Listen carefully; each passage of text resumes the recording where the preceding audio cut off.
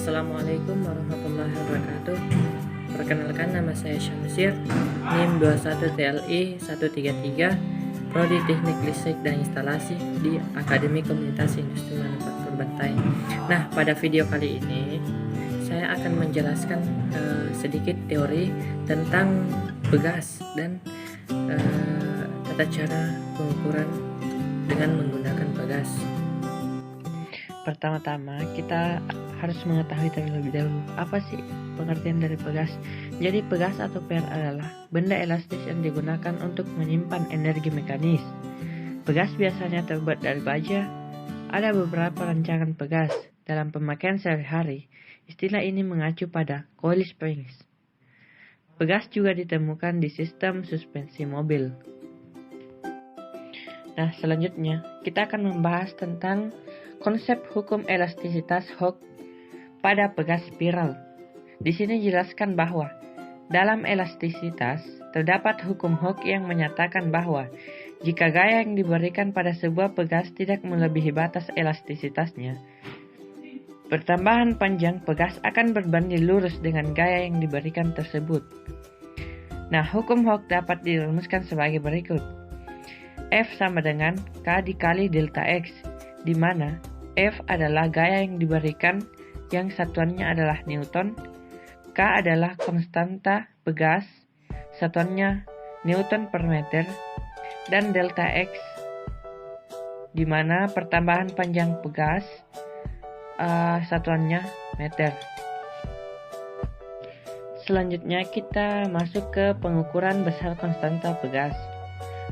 Sebelum itu kita harus mengetahui apa sih itu konstanta pegas. Jadi konstanta gaya pegas adalah suatu karakter dari pegas yang menunjukkan perbandingan besarnya gaya terhadap perbedaan panjang yang disebabkan oleh adanya pemberian gaya tersebut.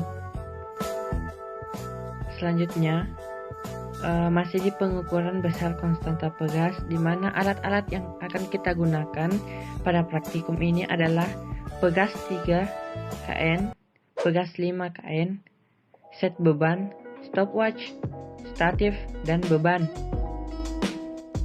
Nah, selanjutnya kita masuk ke prosedur percobaan. Prosedur percobaan yang pertama adalah kita menyusun alat-alat seperti pada gambar yang telah diberikan sebelum praktikum. Kemudian yang kedua, mengukur panjang pegas dan catat hasilnya pada tabel. Jadi format tabel ada pada akhir video ini yang teman-teman. Kemudian yang ketiga, menggantungkan beban massa 25 gram pada pegas. Yang keempat adalah mengukur panjang pegas setelah diberi beban.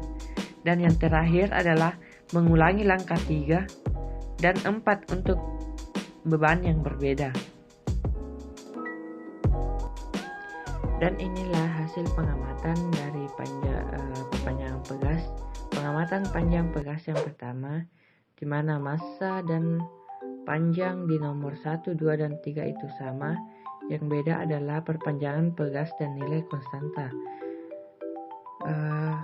Perpanjangan pegas pada 1, 2, 3 ada yang 0,47 meter, 0,48 meter, dan 0,49 meter.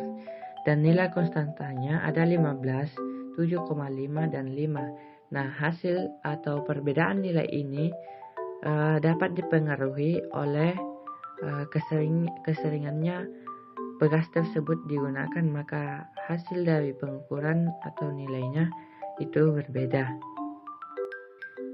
Nilai konstanta dapat didapatkan dengan menggunakan rumus K sama dengan F per delta X, di mana K adalah konstanta, F adalah gaya, dan delta X adalah selisih perpanjangan pegas setelah diberi beban. F di sini kemudian diubah menjadi massa dikali dengan gravitasi, terus dibagi dengan delta X. Massa ini diambil dari massa beban, kemudian gravitasinya itu 10 meter per sekon kuadrat. Kemudian dibagi dengan delta X, yaitu selisih perpanjangan pegas pada saat diberi beban.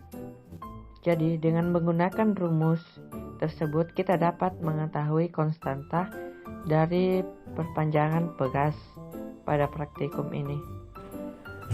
Demikianlah tadi penjelasan sedikit teori tentang pegas. Mohon maaf apabila ada kesalahan, lebih dan kurangnya mohon dimaafkan. Assalamualaikum warahmatullahi wabarakatuh.